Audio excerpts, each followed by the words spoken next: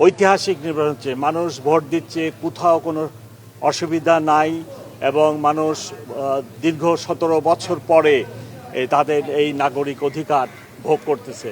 আমি তার সাথে আনন্দিত এবং এই ভোটে আমিও শরীক হলাম এখানে।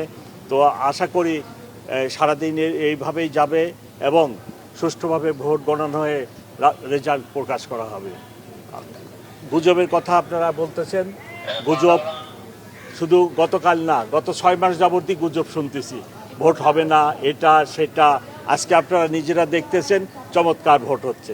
মেজর যে প্রতিদ্বন্দ্বী দল, আমি টিভি স্ক্রিনে দেখলাম, তারা উভয়ই বলতেছে যে ফলাফল যাই হোক তারা মেনে নেবেন।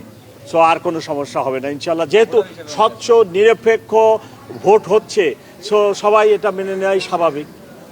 আমি আশা করি সবাই ফলাফল যেটা হোক মেনে নেবেন। এই কেন্দ্রেই আমি ভোট দিতে আসছিলাম 18 সালে।